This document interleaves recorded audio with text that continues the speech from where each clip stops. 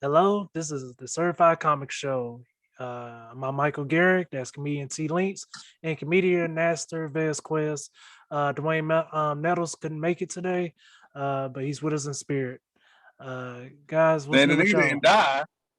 He didn't die. I know, right? It's like He, his last he's couple. with his spirit. He died? When did he die? Yeah, that would be wild to get that one comment. Yeah, like, whoa, stop the podcast. What? Yeah, Yeah. In the niggas light want, skin heaven in the sky. It's the light skin heaven in the sky. yeah. Yeah, see that one comment. The nigga still did the podcast. Nigga just died.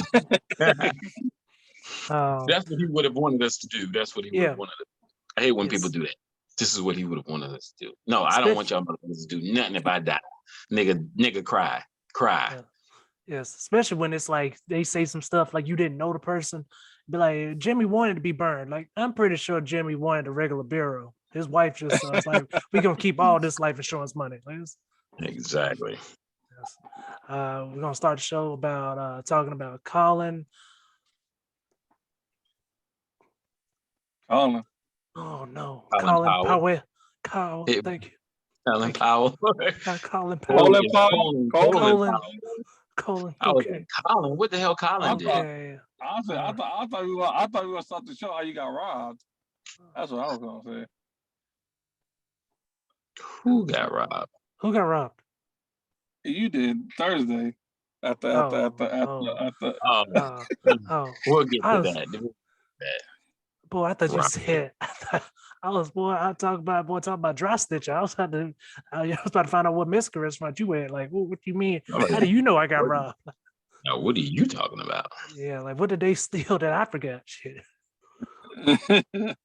But, yeah, Colin Powell passed away today because of COVID and other illnesses he was suffering. Damn. Very, very strong black man. Left a great legacy. He actually served in 2 wars. Did all mostly military stuff. Became Secretary of State.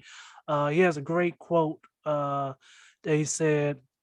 Um, you're I'm paraphrasing. I just read it, but I'm paraphrasing because I don't want to misquote him. But the senses of it, the quote is, "You can't win a war when the enemy has your strategy." So I think that's a very great quote.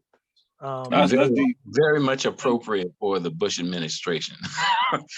But it's deep. That's some deep shit right there. That's all. Nah, he was a very, very intelligent guy. I mean, I don't know if a lot of people paid attention to things that he did outside of just his administration with the Bush administration.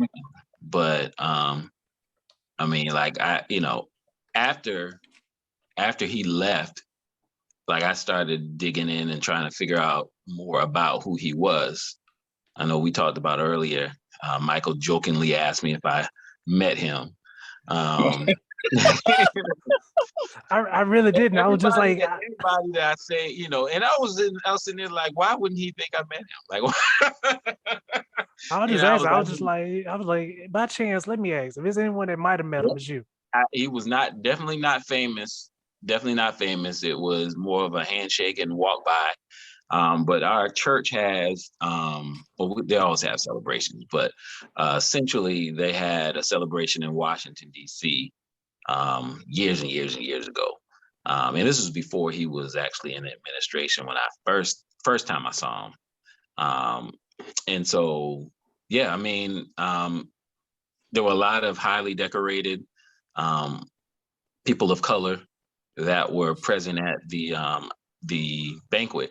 And so my pastor's a very, very popular guy. Like his best friend used to be Bill Clinton's intern when Bill Clinton was governor of Arkansas. You was sleeping with that person too? Did I know? I never met him. He passed away. But as a result of how influential he was, our church has several things that are named after him in his honor because of how influential he was in our church. But that was my pastor's best friend, and my pastor is the one that kind of created a lot of the conferences that we go to, whatever. So long story short, he's met he's known Bill Clinton before he was president. And getting him to speak at our bicentennial was a big thing. And so because of that, because if you don't know the history of the AME Zion Church, the AME Zion Church was the Church of Freedom, essentially. It was the Church of Frederick Douglass, Harriet Tubman, and some of the other ones that wanted to break away from the traditional Methodist church that was established through slavery. So they created their own African Methodist Episcopal, and they added Zion at the end of it. And so it has a lot of historical significance with freedom. And so because of that, there were a lot of very influential, like I said, Black leaders that were present, and not just leaders, but people in the entertainment community that were present in that bicentennial. So yeah, I was in the midst of everything. I was helping coordinate the banquet and the show, and got to meet a lot of people. And Nice. some of them have turned out to be more famous after the fact, but I had no idea who anybody was when I was doing it, because I was probably 20, 21, maybe 22. Nice, man. Wait till you get more famous, then you'll be a part of that list, brother. Yeah, hopefully. Then y'all can stop being like, oh, I remember you. You met him? Yep, I saw Jesus. Met him too. But I didn't know I believe that one. Huh? You told me you believe that one. The last thing I want to say about Colin Powell, because I definitely don't want to not mention this. Always was Republican, but because of the January 6th incident, well, not incident, I don't know the right word, but because of January 6th, when the people stormed the Capitol, I guess he changed his mind, or he didn't want to represent the Republican party at that time. So I don't know if he became a Democrat later after that, but I know because of that. Oh, yeah. No, I'm sorry. No, it's all you, brother. Yeah, he actually had started. He voted for Obama, and so he was already trending in that direction. And I think a lot of it had to do with the Vice President Dick Cheney at the time. When he was in office, he could see through what was going on. You could tell that he was starting to feel the drift over to the other side, so to speak. He really just didn't speak out on a lot of things until probably the latter part of Obama's administration. But there's some documentaries and some things on CNN people can watch to kind of see where his mindset was when he was interviewed. You could see him trending in that direction, and realizing that the Republican Party was no longer something he wanted to represent. Okay. But yeah, I just, that was one of the first things popped up after, of course, his passing. It was everywhere. That was one thing I was just like, oh, okay, well, it's good to know that he was a Republican. That wasn't like, yeah, that's fine. They can do that. Yeah, let them do that again. But yeah, comedy wise, guys, what's new with y'all? What's going on in the comedy world for y'all? Nothing. Absolutely nothing. No. My not really comedy. My Twitch channel is gonna be coming up soon. It's called Next Level Gaming, where I'm gonna take people on to conventions and stuff like that. Also, you'll be seeing me run a retro store, which I will be opening up soon. Retro store, me pricing games, me showing people the daily aspect of running a retro store and how you price the games, how you do this, that, and third. So it's gonna be kind of dope. So I'm excited for it, especially when we start hitting the conventions up. I just hit one up last weekend? I think it was last week. Weekend before. I just hit one up at Philly with Too Many Games convention, real dope. Got to meet a lot of good people and stuff like that. And, got some nice information. So that's about it. I can't wait to watch it, Ness. I'm definitely gonna be at the shop. Like, I saw the episode where you bought this shit for $5. Don't charge me $60. But so what about you, T-Link? What's new? Not a whole lot. You gonna beat somebody up, T-Link? Huh? You gonna fight somebody? I injured my wrist a while back, and sometimes it flares up, carpal tunnel. So, but yeah, it really I took a little break. You know, I knew I had some things I wanted to do this month, and so I scheduled a few weekends where I didn't take any shows. So the last weekend, you know, I didn't do anything. I just kind of chilled out. I was going to go to my homecoming, but I decided not to go. Too many Negroes and too much COVID in the air. I thought about it. I was like, you know what? You know, once you see one person without a mask, then it becomes contagious. And there's one thing if you're in a confined situation where it's, you know, 30, 40 people, but when you got 300-400 people jumping and dancing and drinking, I was like, maybe I should, you know, because I got stuff coming up I want to be healthy for. So, so yeah, I didn't go to homecoming again. So I just kind of took a little break, man. And actually just watch comedy.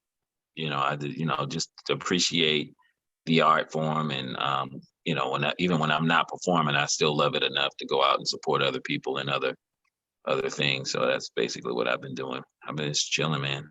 Because the next couple of weeks, then you know my gigs start coming back pretty strong. So wanted Real to get a strong. break in between, yeah. Because Real I strong. want another. I don't think I have another weekend free till middle of December. So you know, another time where I decided not to take any events because I got my birthday coming up. Um, so yeah, for the next The 8 to big 9 5 0. the next 5 to 6 weeks, I got at least 1 or 2 events each weekend. So Okay, and okay, so just later on, just remind me about your birthday, and then I'll make sure whatever dates I have coming up in December, I'll make sure I actually make sure that they're not. If we need to stop the tour, then we can stop it whenever. okay, So my birthday is actually on the middle of the week, but that 11th and 12th and 13th, I'll be out of town. okay, cool. I'll So make sure that'll be everything cool. So anything that comes up for the tour, because like I said, we have 5 dates. We're gonna have hopefully 30 when it's over. So I'll make sure the next ones aren't during that time period at all.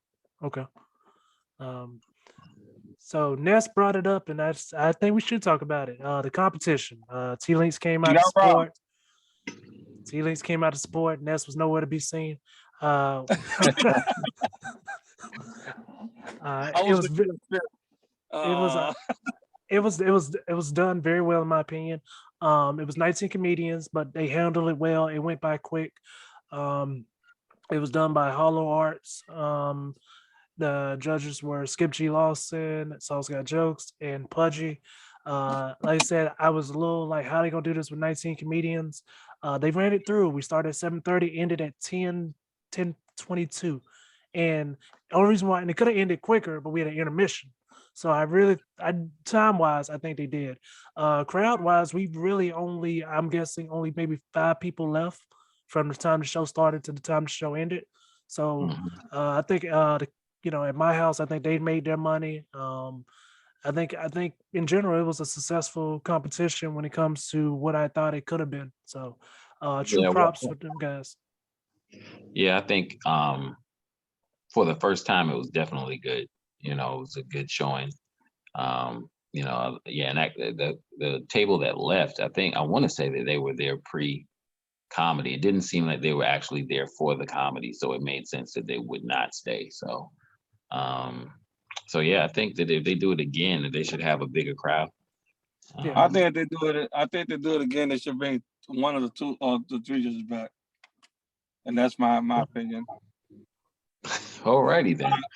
Oh no, Yeah. I'm going to, and it's no offense to Sauce Got Jokes or Fudgy. In the same sense, like I said, Skip been doing it for 30 something years, so I see where he come from as a judge. But when you have people that are in our same category, I don't think it's fair that you could say you could judge us. Especially, I felt like Mike should have won. From what I'm hearing, and, you know, what I mean, everything that I heard and everything like that, it was you killed it and stuff like that, and I heard it from more than one person.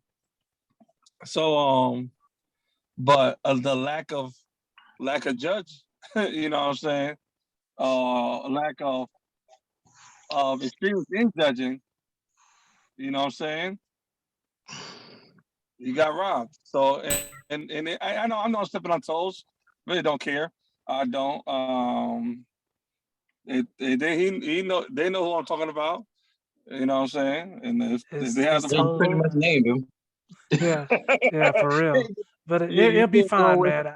It's my but no, job to I become just thought because I just feel like, man, real talk, like, ain't nothing like I said, nothing against Salsa or Pudgy, but in the same sense, y'all are equal. So you know what I'm saying. I don't. It's hard for for for us to take a competition that's like, okay, so what makes you think you could judge me? You know what I'm saying? So I, I understand what you're saying. Like being judged by your peers is a difficult scenario when it comes to the overall feeling of comedians that are going to be in the show. But that's not to say that people can't be objective or no, can't be. anybody can be Yeah, objective. yeah. Everybody has an So, opinion. but I like think the more serious part, or the more thing the thing that probably would make it easier is if there was a clear guideline as to what you're being judged on. I think Thank you. that would definitely make the playing field at least a little more even when you kind of know exactly what the criteria of judging is going to be about. Because like let's talk about it. The real reason Mike didn't get first place is what he got told that he didn't walk enough. yeah, Deion Cole, don't walk. Dave Chappelle, don't walk. Dave Chappelle sat down for a whole hour. These are two of the best comedians out right now that don't do nothing but just sit there and tell jokes. Bro, if you talking about walking, this is not a modeling, this is not a runway. It's not a modeling gig. It's jokes. Look at your stands. See if they're laughing. See the last 4 minutes. You know what I'm saying? It's a lot more. But when you get cheated because you didn't walk enough, bro, what the fuck does that have to do with comedy? I don't know. It, But, eh, but it's subjective, man. You know, and it could be to, like I said, if you have a clear cut criteria on what you're actually judging, and maybe walking was probably not the term that he meant. Maybe engaging with the crowd a certain type of way is probably what he meant. You know, But either way, even with it's that, fine either way. I look at it like this. I appreciate the competition. I hope they keep doing it. I can win 17 times in a row and probably still end up right here. So my goal is to make myself more popular. yeah,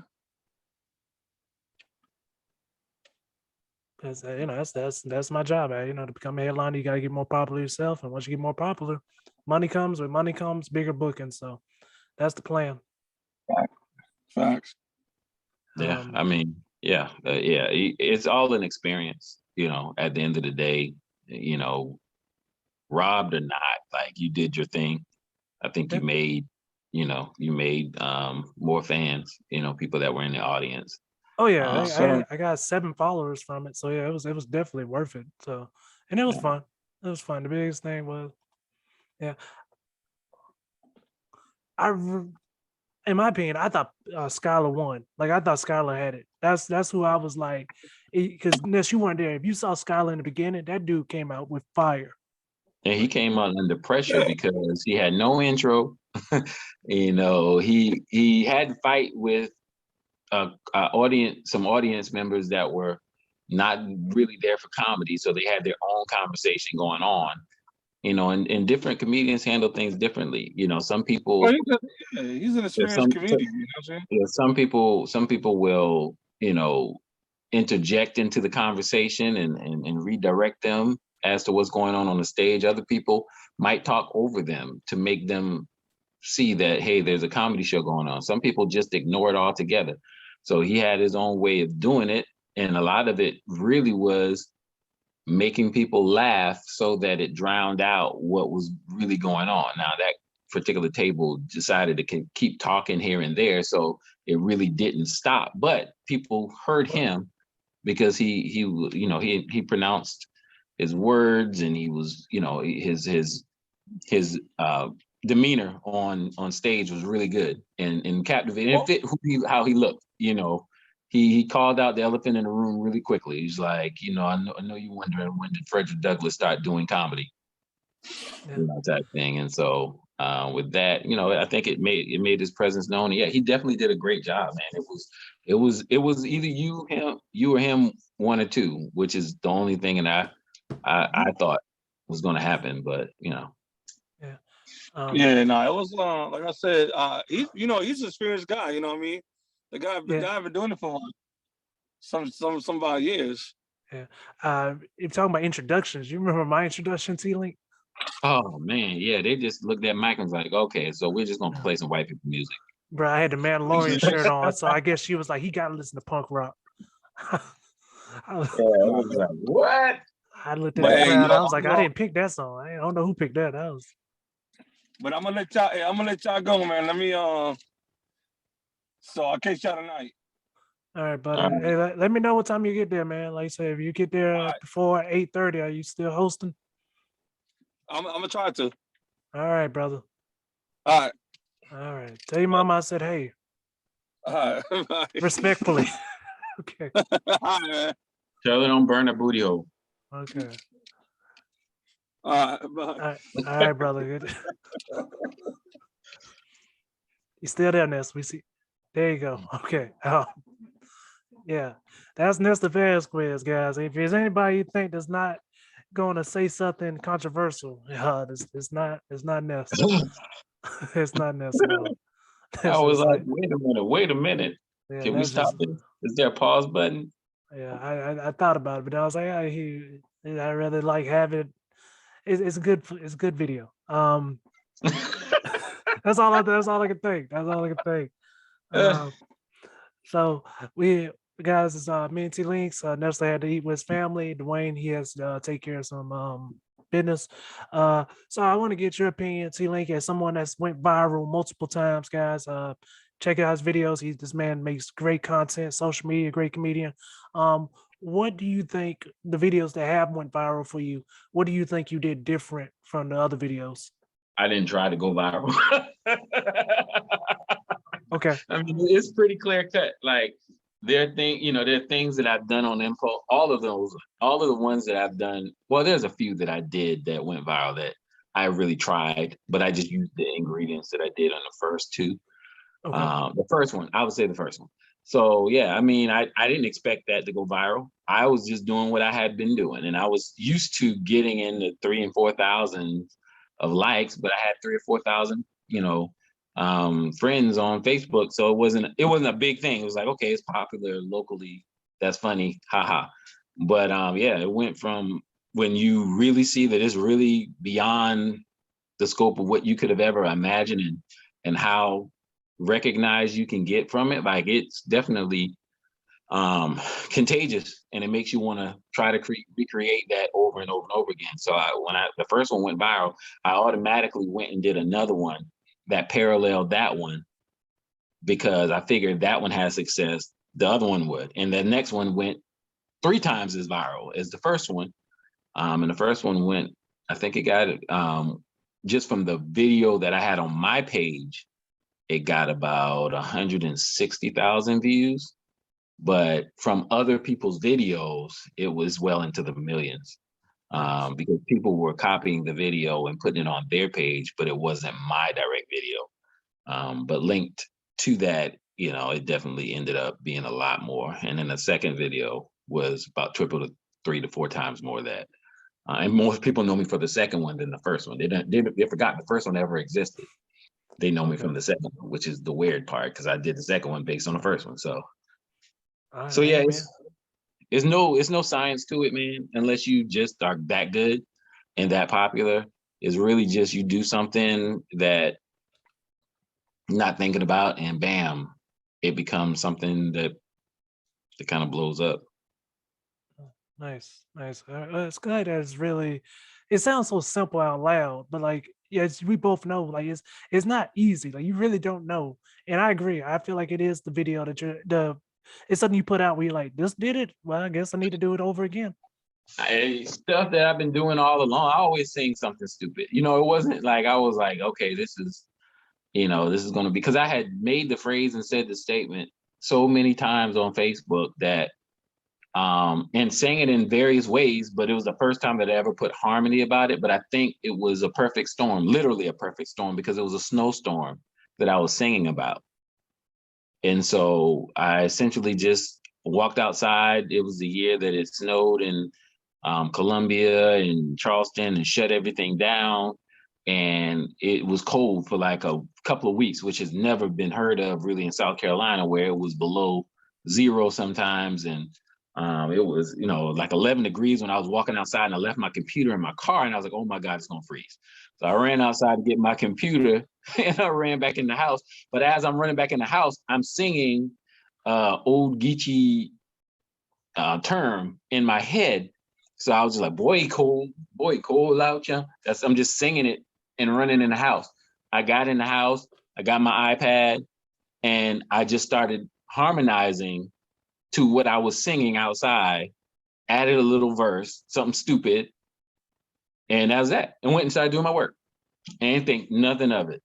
And went to Atlanta, and my phone started going bananas. So you just don't know. It's just weird, man. It's weird. The things that I don't think is going to do anything end up doing way more better than the things that I'm trying to go viral on. It's just how it happens. It has to be the perfect storm. Nice. Well, thank you for dropping them gems, man. Thank you for sharing that. Another thing in the news, man, I just thought this would be funny to bring up. And I mean, no disrespect. I've never seen this before, and we're not trying to disrespect any group by this in any way. Uh, Billy Porter. Do you know who that is? No, doesn't ring a bell. Billy Porter. He's an actor. Billy Is it Porter? He's a gay man. He's an actor. name. Okay, now it's ringing a bell. He is upset with Harry Styles. Harry Styles was a group, Wrong Direction.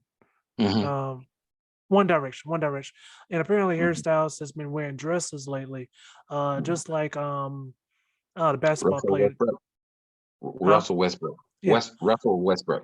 yes, and apparently Billy Porter said they're just doing it for clout. To him, it's a lifestyle. Uh, Mm. All I, right. I I don't understand that. Like I know people that wear nothing but Jordans, and I hang out with people that wear nothing but Jordans. If I bought a pair of Jordans tomorrow, I'm pretty sure nobody would be like, "Yo, that's my style." I don't get it. Yeah, I mean, I don't know whether it's clout. I don't know if that's the right word to use. I think that Yeah. it's all. I think it's all. I don't know. I have my own take on it.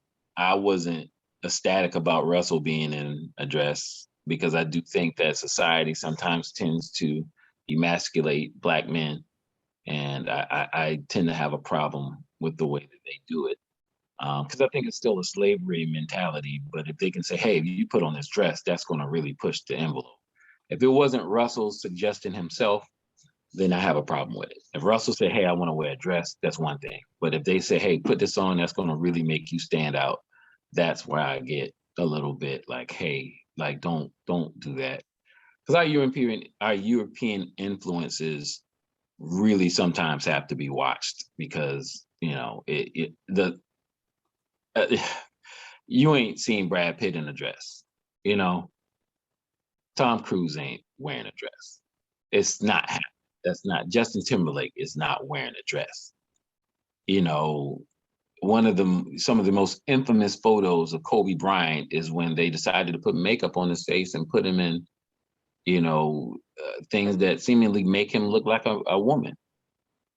Some of those photos are shared all the time when referencing Kobe in a negative light, and a lot of that is not just by chance. That's a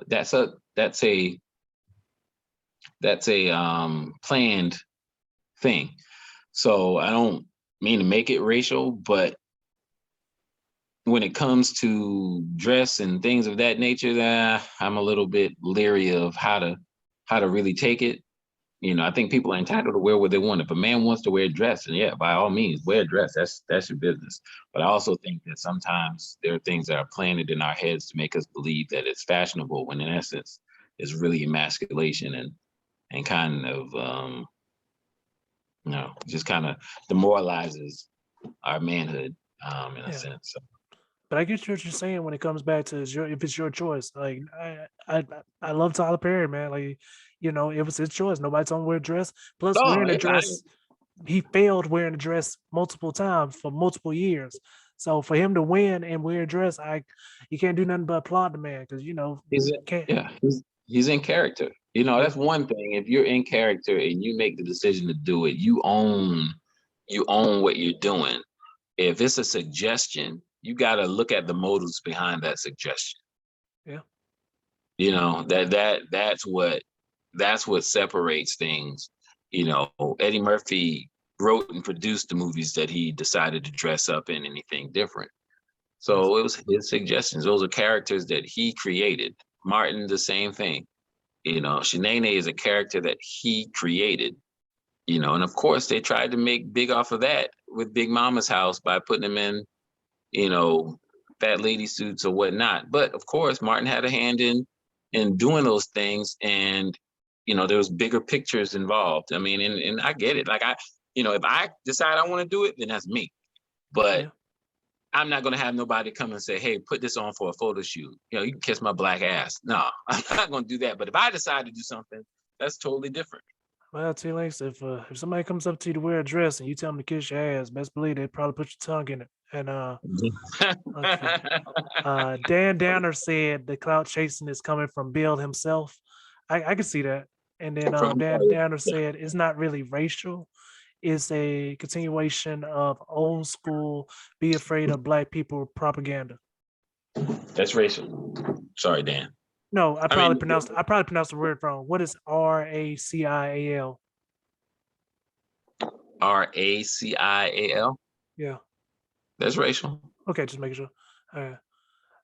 All right. Dan Yeah, I said mean, LL. yeah, I mean, I think like the Billy Porter thing. I don't know. If that's racial. I don't even know the story. So I was just making a statement about more so Russell Westbrook, and not just him, but just the emasculation of black men in general. Like, most of our rappers, they have fashion designers. They have people that are behind them that are pushing them to wear certain types of outfits. And that's not because they decided to come off the street and be hood and put on some tight jeans to where their nuts and ass cracks are showing. That's not because they want to do that, because nobody in the hood does that.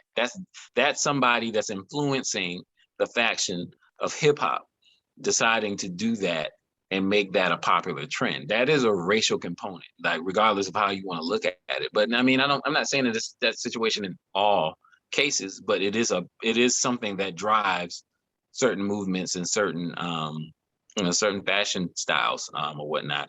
So Yeah. yeah, I can't really speak to the Billy Porter thing because this is the first time that I'm hearing about it. But if they're referencing the Russell Westbrook thing, I don't think Russell Westbrook said, "Hey, let me take this photo shoot in a dress." Yeah.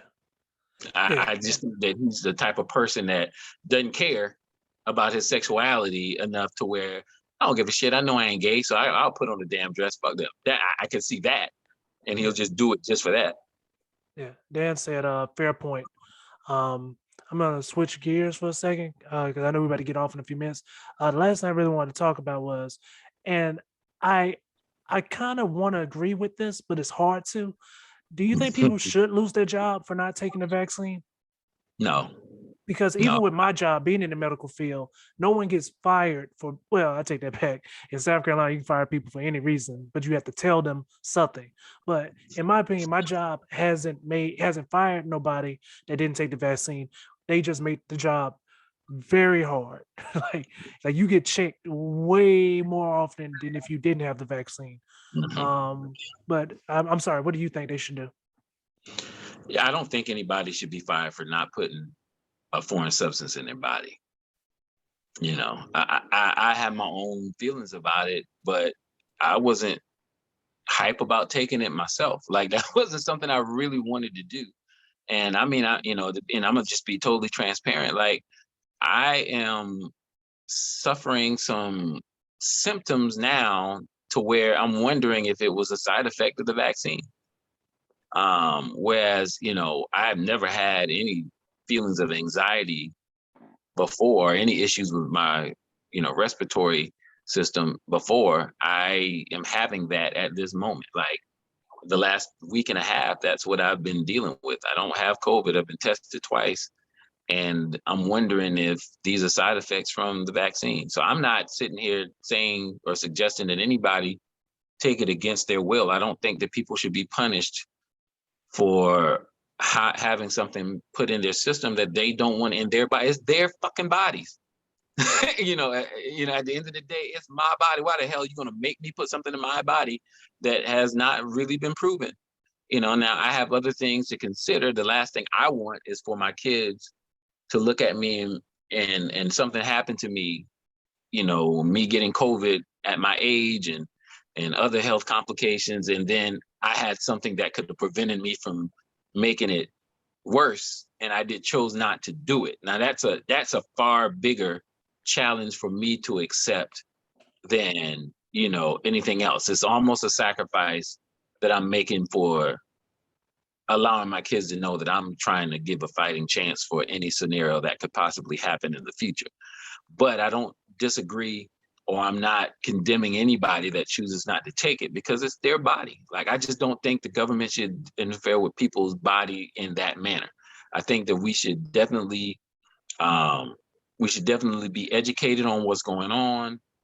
There's so many different thoughts about it from both sides in both spectrums. Like, you have one side saying it's safe and you have other sides saying it's not safe, and there's information that's being omitted, and it's equally as confusing on each side. You can pick a side and definitely make a point.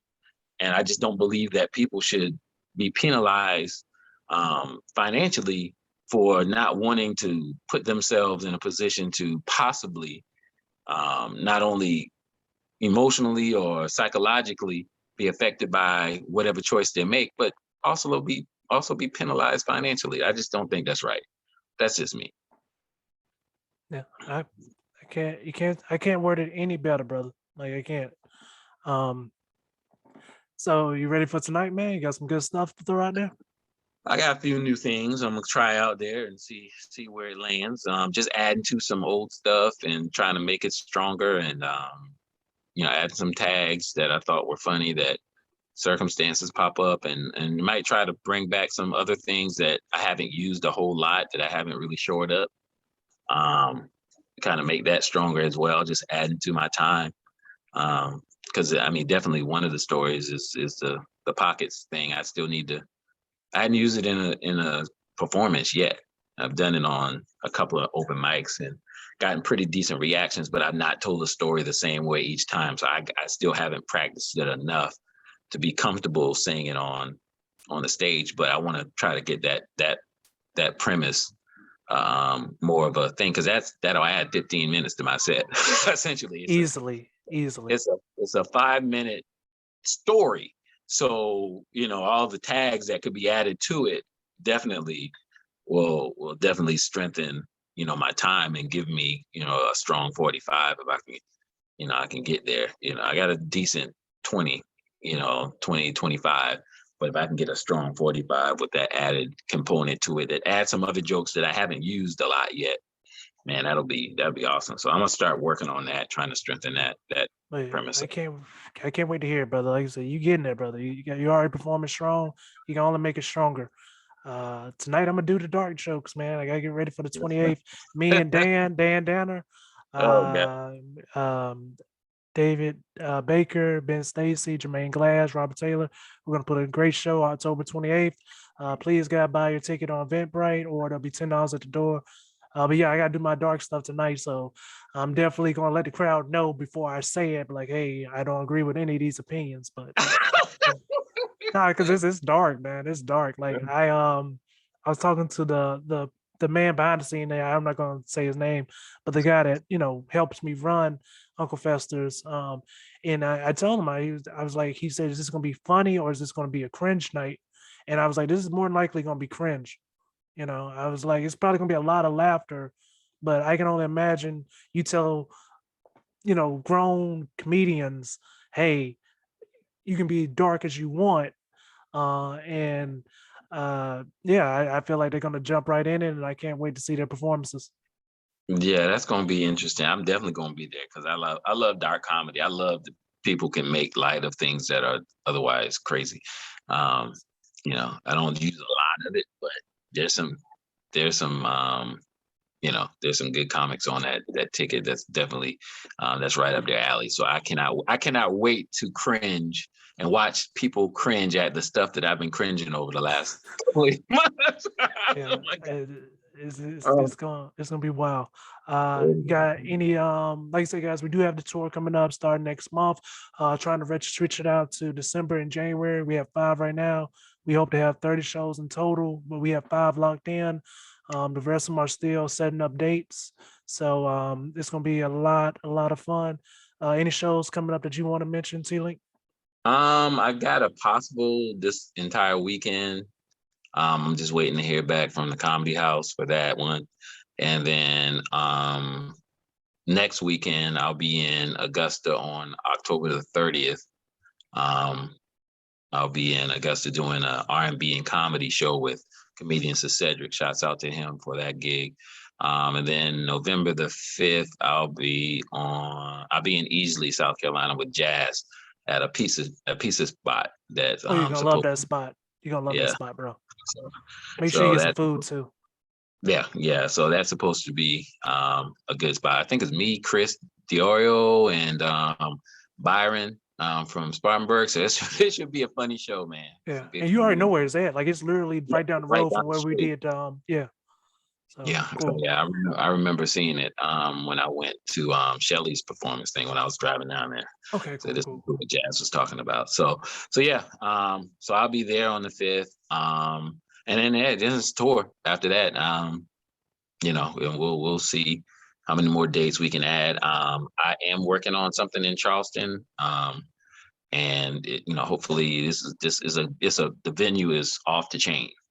So now it's just about whether we can work something out to find it, to get a good portion of the door because it'll draw. It's a easy draw. So regardless of whether we're there or not, it's usually packed. So knowing that it's comedy, I just want to make sure we can get a good percentage of what we bring in, which it's my hometown, so it's in Somerville. So um, we'll see.